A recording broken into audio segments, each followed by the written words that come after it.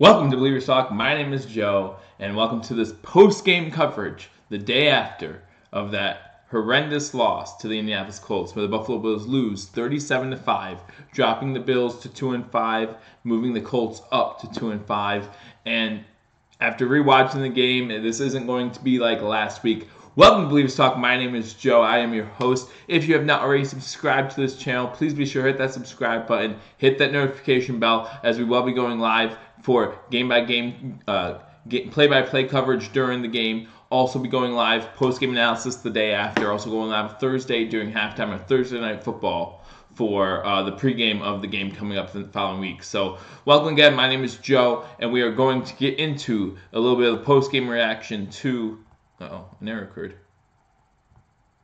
Uh-oh. What's the error? There's an error.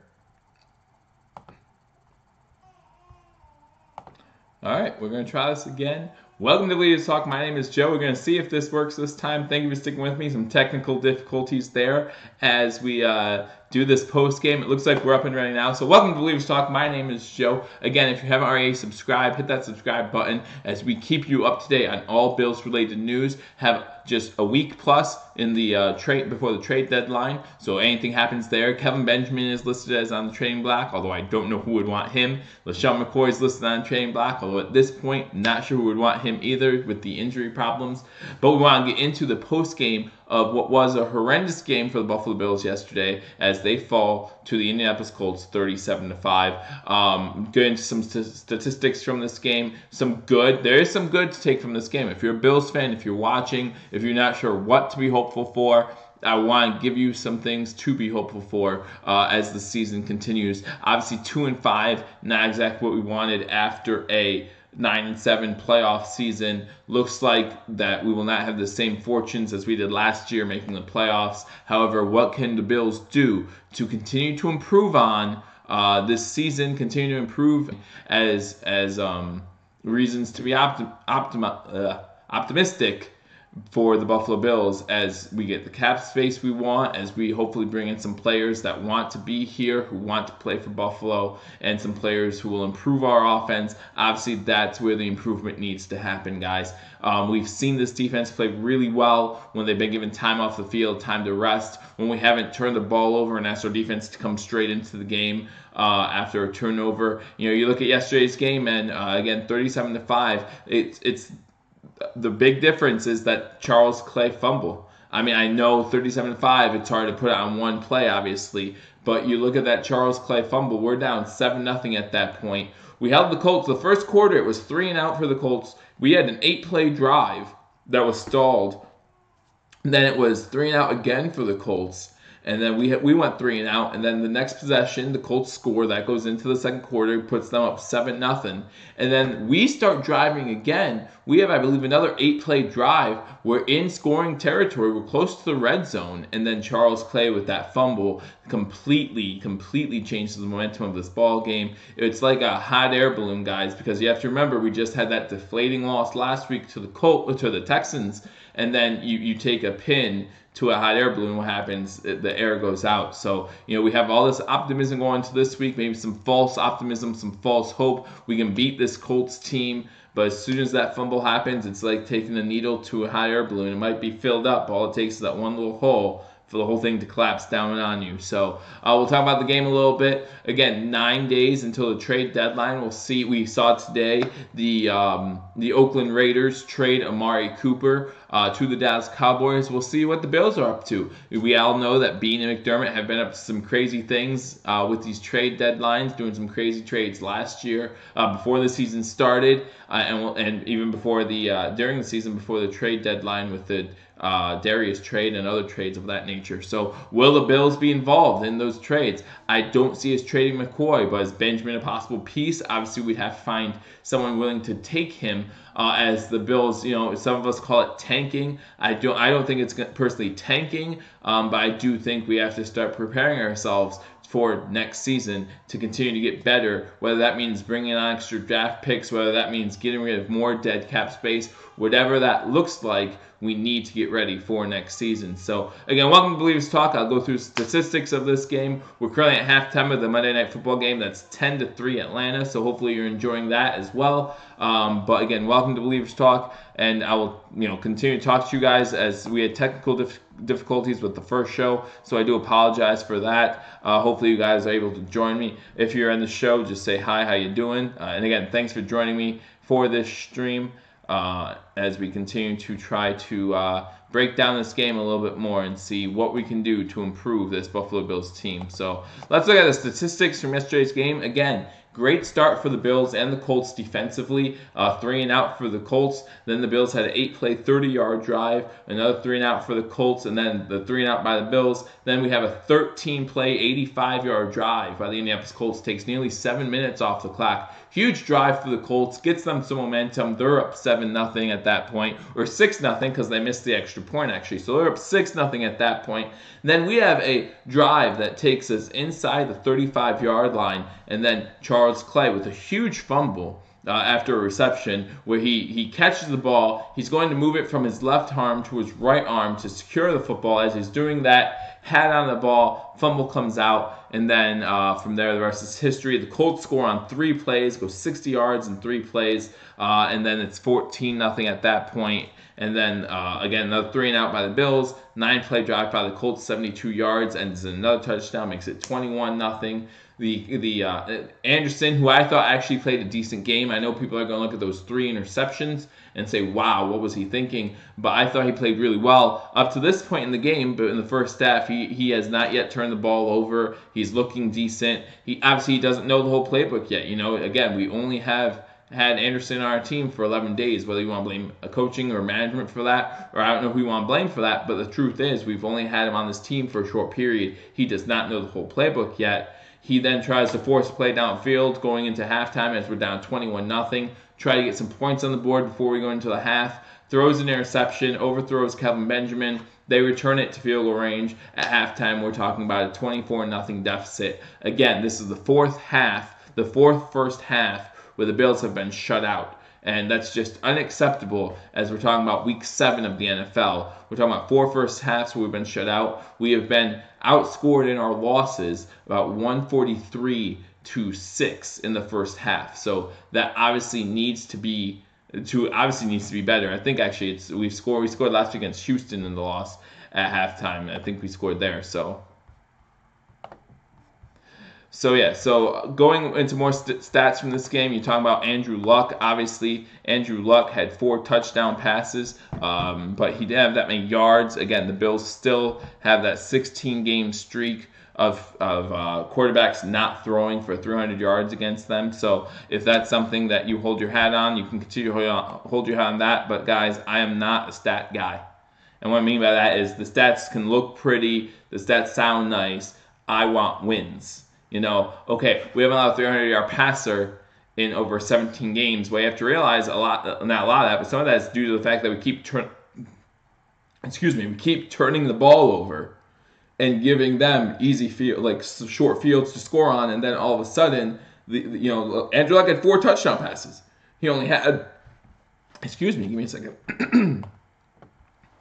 If you look at Andrew Luck's stats, he only had 156 passing yards, but he had 4 touchdowns. Again, he did what he had to do with the short fields he was given, with those turnovers, with us unable to stop the run. This is really the first game where I was actually disappointed in our run defense, especially up the middle. You have Marlon Mack, who ran for over 120 yards. He had 19 carries, 126 yards, and a touchdown. You have Nyheim Hines, who had 5 carries for 47 yards, talking about almost 10 yards per carry. Now, a lot of his carries were on the outside swings, going from one side to the other, but very disappointing that we could not stop them. Again, they had over 200 rushing yards on us. You have Marlon Mack with 126, Nyheim Hines with 47, Jordan Wilkins with 46.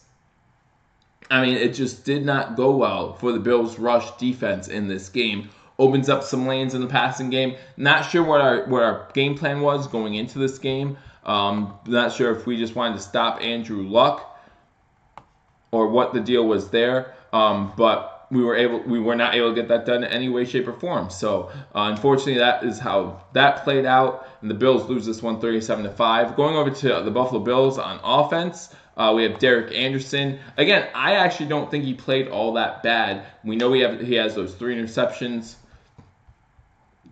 where he went 20 for 31, 175 yards, 3 interceptions. Rushing, we had Chris Ivory. I still don't know why we're not rushing the ball more. Obviously, we have the McCoy injury that we'll get into in a little bit here. But I'm not sure why we're not running the ball more. We have Chris Ivory run 16 times, 81 yards, averaging over 5 yards a carry. Marcus Murphy, 4 for 53, a bright spot that you could say a spark for this Buffalo Bills offense. Maybe we can look at in the future. Again, with McCoy going out, he was able to get some playing time in the second half. Obviously, at that point in the game's pretty much well in hand for the Indianapolis Colts as they're up 24-0 at halftime. But we do have to consider Marcus Murphy as a potential weapon in the future here. Also helped out in the passing game. Our receivers, we had Kevin Benjamin had 4 catches for 71 yards. Zay Jones had 3 for 27. Chris Ivory had 3 for 25. Murphy had 5 for 17. Clay had 3 for 14. But you talk about that critical fumble early in the second quarter that really made it easier for the Colts to score. They took advantage right away, so you have to give the Colts credit for taking advantage of those turnovers. However, we cannot be turning the ball over like that in this crucial situation. Andre Holmes and Jason Kroon both had a catch as well. Derek Anderson and Charles Clay had a fumble. Derek Anderson's fumble, he's trying to get rid of the ball. He's running up in the pocket. Before he gets rid of it, Colts player comes and actually hits the ball. And when he hits the ball, he hits it forward, and it's recovered then by the Colts. The three interceptions by Derek Anderson. So you're talking about 4 turnover game. Does not sound good. I still think he played better than Nathan Peterman. I cannot wait. The Bills announced that Anderson will start next week. Yeah, I cannot wait for Josh Allen to get healthy. Myth, welcome to Believers Talks. Thanks for joining me, man. Be here with you for this live stream, and then we'll try to get you back for the second half of the Monday Night Football game. So, and if you notice, I'm wearing something other than Bills gear. Thought I'd wear some winning gear today, as the Sabres are actually playing pretty decently so far this season for them. So I'm happy to hear that. But yeah, I'll try to get you back to the Monday Night Football game for the second half again, as that game is 10-3 Atlanta over the Giants. But yeah, they did announce today that Allen will not be playing Monday. We knew that already going into the game, or going into today. But Anderson being the starter is kind of what people were thinking. Some people were talking about maybe Peterman would start again. I have no idea why you would think that. I really don't think Peterman should ever see a field in Buffalo ever again. I really think we need to get rid of him and maybe add another receiver or add another running back to the roster. We don't know much about McCoy's situation at this point, still in concussion protocol.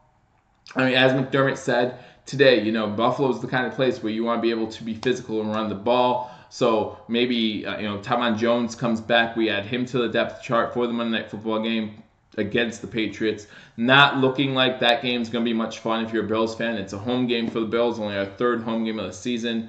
They need to get rid of Anderson. You mean Peterman. Yeah, they need to get rid of Peterman. You're absolutely right, Myth. But right now, we can't.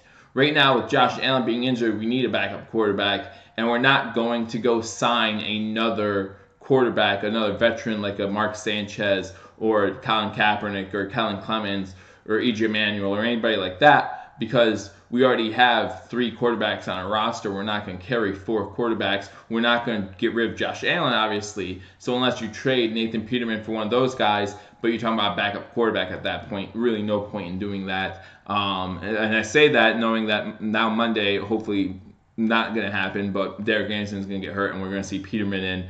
And then maybe he'll beat the Patriots on Monday night in Buffalo. Doubt it, but hey, that would add some intrigue to the season, that's for sure. But we do not know much about the McCoy situation. Got put into concussion protocol. That's where he is today. Not sure. He's probably questionable right now as far as the Monday Night Football game against the New England Patriots. We know Josh Allen will be out. Derek Anderson will be getting to start again. And I think we'll see improvement from Derek Anderson in this game as he learns more of the playbook, he gets more time. And we did see improvement from some of the wide receivers. I mean, like I said, we see Kevin Benjamin, who had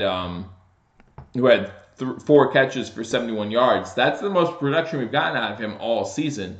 And again, he's on the trade block, but it's hard to imagine. I mean, I think as of right now, he has 15 or 17 catches so far this season through 7 weeks. It's hard to imagine a team actually wanting him unless they look at his previous. Unless they look at his rookie year as something that he could potentially do again when he had over 100 catches for over 1,000 yards. I don't see that as possible. I think we've hopefully, seen.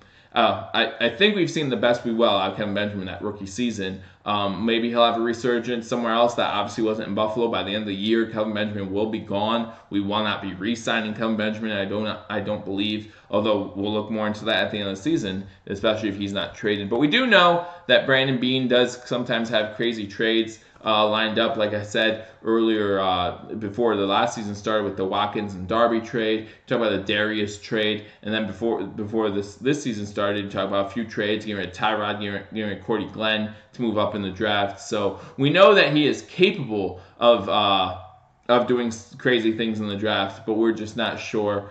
Or in the trade market, but we're just not sure what he can do with this team at the moment. So again, the Bills lose 37-5. Does not look good if you're a Bills fan. Drops us to 2-5 on the season. Next week we have the Patriots coming up. I did hear Tom Brady say something about here we go, Bills Mafia or something like that. Here we come, Bills Mafia. I know a lot of people got upset about that, especially Bills fans. Why would you get upset about that? He wasn't calling us out in the video. He just says need to go 6-2. They're looking to go 6-2, guys. Believe it or not, they want to win next week too. They're not coming into Buffalo to lay down for the Bills. And in fact, I feel like he was giving us a shout out as saying, here we come, Bills Mafia. Like, hey, they've heard of us. They know who we are. We should be proud of that and say, yes, you're coming into Buffalo. We need to be loud and raucous. I know a lot of Bills fans right now think that game's going to be a blowout, and maybe it will be. But hey, this is still our home. This is still our turf. These are still our Bills. So I will be here Thursday,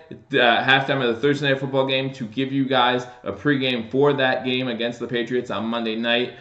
Still not sure if I'll be live streaming that game or not. I'm trying to work out some things so I can bring that game to you live. Hopefully I can, and that we keep doing the live streams. I do have a lot of fun with those, but we're not sure yet. I will let you know come Thursday if we can live stream that game or not. If not, like I said, we do have the Sports Fury who would be able to live stream that game for you. I will send you over their way. They do all the primetime football games, all the primetime basketball games. Again, if you haven't already subscribed to them, I suggest you do. They're a great channel, great guys over there. So subscribe to them. Subscribe to Believers Talk. Again, my name is Joe. Hit that subscribe button. Hit that notification bell. It will let you know when we go live. Sad day for the Bills yesterday as they lose 37-5. Again, dropping them to 2-5 in the season. Looks more and more dismal, but let's give it some time, guys. Again, this is a team that just last year made the playoffs.